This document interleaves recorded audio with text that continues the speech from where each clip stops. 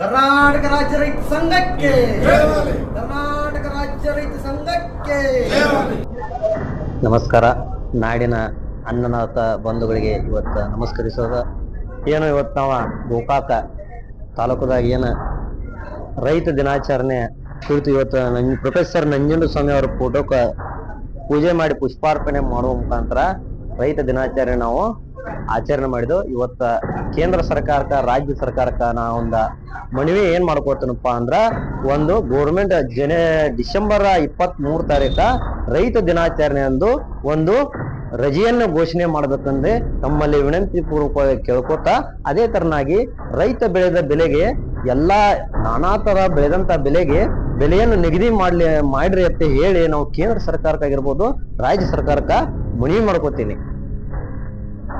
ನನ್ನ ಹೆಸರು ಶಿವಾನಂದ ನಿಳಗೇರ, ಕರ್ನಾಟಕ ಪ್ರದೇಶ ರೈತ ಸೇನೆ ರಾಜ್ಯಾಧ್ಯಕ್ಷರು.